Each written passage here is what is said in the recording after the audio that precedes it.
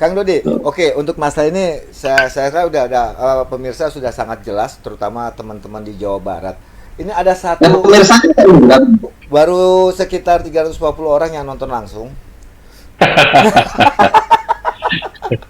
Jadi gini, ini ada permasalahan baru nih Kang Dodi. Saya baru dapat kemarin itu surat edaran larangan dari Kumham untuk melaksanakan maber dan uken. Nah, ini kan di Jabar ini kan akan melaksanakan mawer nih. Tanggapannya gimana nih untuk Kang Kang Dodi nih? Nanti biarin Bang Eki yang menanggapi. Tanggapan Kang Dodi terhadap adanya surat edaran larangan untuk mengikuti maber dan uken. Nah, susah ini ya. Hari ke situ juga ya. Ya, Ya, gimana Kang Dodi? iya, MGD ini larinya ke situ juga ini ya, isu terakhir. Tadi dipanggil Bang Eki kita lihat tadi ya, dipanggil Bang Eki tadi ya. Jadi begini, memang kalau kita bicara Kemenkumham itu memang memiliki kewenangan sebagai regulator ya. Jadi dia itu suatu lembaga bagian dari tata negaraan kita sebagai lembaga eksekutif ya kan. Dia punya kewenangan membuat suatu regulasi terkait dengan kebijakan publik kan begitu ya. Nah, tentunya Kemenkumham ini memiliki kewenangan untuk pengangkatan notaris gitu kan. Nah, pengangkatan notaris ini kan salah satu bagian dari pelayanan publik yang harus dilaksanakan oleh kementerian.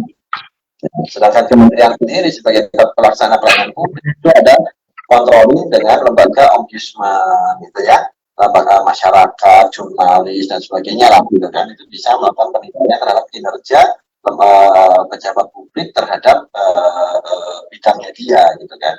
Dan tentunya inilah yang pandangan saya bahwa tadi mungkin yang Bang Edi sempat cerita ada acara momentum pertemuan dan sebagainya tadi supaya tidak menghambat pengangkatan notaris, kemudian keluarlah surat edaran tadi gitu kan. Kenapa? Itu menjadi konsekuensi hukum dengan tidak diadakannya pendaftaran lembaga perkumpulan kita ini oleh Kemenkumham. Jadi konteksnya itu kan belum ada yang didaftarkan. Nah ini ada yang menarik lagi ini. Mendaftarkan itu apakah berarti kita itu dapat dikatakan sah atau tidak sah, ya kan? Nah kita pada saat bicara tidak sah itu, saya mau ambil ilustrasi sekali lagi seperti Undang-Undang 40 2007 tentang perseroan terbatas. Saya mau tanya ke Bang Eki juga nih. Kira-kira kalau direksi dan komisaris itu sudah diputuskan dalam suatu forum rapat pemegang saham, ya rupsnya, apakah rups dalam bentuk rups rapat atau keputusan di luar rapat ya. Nah, kemudian diangkat, tapi kemudian apa namanya? Pengangkatan direksi atau pemberhentian pengangkatan dan seterusnya komisaris itu mengikatnya bagaimana kalau tidak didaftarkan di Kemenkumham gitu kan.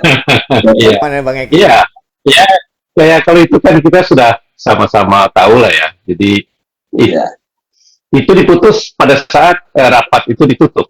Nah, jadi itulah karena esensinya kan adalah perjanjian gitu kan, bahwa ya rapat memutuskan susunan pengurus adalah Dewan Komisaris A, B, C, Direksi A, B, C. Nah, kemudian dengan ditutupnya, maka itu menjadi sah gitu.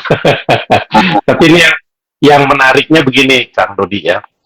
Kita juga, saya kebetulan kemarin ikut ya menjadi salah satu yang diundang oleh kementerian di salah satu hotel di Jakarta Selatan dan kemudian berkumpul gitu ya. Tapi saya ingin sampaikan terlebih dahulu, kita juga harus memilah ya. Ini kembali saya memilah ini. Mana yang sebenarnya menjadi permasalahan yang harus diselesaikan oleh Kemenkumham dan mana yang bukan masalah yang seharusnya bukan menjadi masalah bagi Kumham. Nah, dua hal itu adalah ya, kalau untuk pengurus pusat ya, saya memberikan apresiasi ya, bukan lagi toleransi gitu ya, tapi apresiasi. Tetapi kalau yang berkaitan dengan Pengwil dan Pengda-Pengda, kita kan tetap ya di pasal 82 ayat 3 itu tentang kemandirian organisasi ya, bahwa organisasi itu yang mengatur dirinya sendiri sesuai dengan anggaran dasar dan anggaran rumah tangganya. Nah, jadi tidak boleh juga masuk sampai ke ranah tatanan pengurus wilayah dan pengurus daerah. Nah, secara konkret saja, UKM ya, karena diselenggarakan oleh PP dan DKP, jadi itu pusat ya. Nah, itu saya bisa memahami gitu ya. Nah, karena walaupun di situ cukup debatable, ada kepentingan-kepentingan itu dan inilah gitu ya. Tetapi pada tataran Pengwil dan Pengda-Pengda, karena dia harus menjalankan rutinitas di dalam rangka peningkatan kualitas ya, maber itu kan sudah diatur. Ada semester 1, 2, 3, dan 4. Nah, sasaran akhir itu kan keilmuan untuk membuat seseorang calon notaris ini nanti qualified ya sesuai dengan tugas dan kewenangan dia ya, yang mempunyai harkat ya, itu kan marwah. Nah, siapa yang menggodok? Yang menggodok adalah pengurusnya. Kepada siapa? Kepada anggotanya sendiri. Kan bukan memberikan pelatihan atau mengundang masyarakat luas ya, terus ada di situ uang dan sebagainya. Tidak, ini kan internal. Jadi pengurus ya, dia melaksanakan kegiatan untuk anggotanya sendiri. Maaf nih kucing saya nih. Jadi apa yang salah? Tidak ada yang salah, ya kan? Loh, yang ngurus anggotanya siapa? Ya pengurus, karena memang Kang Dodi ini diamanahkan oleh Konperwil untuk menjalankan tugas-tugas sesuai dengan ADART dan keputusan Konperwil. Maber itu salah satu keputusan. Jadi ya kalau di Undang-Undang Jabatan Notarisnya jelas kan ada di pasal 82 ayat 3 itu tentang kemandirian dan seterusnya gitu ya. Nah, terus berikutnya kembali lagi nih.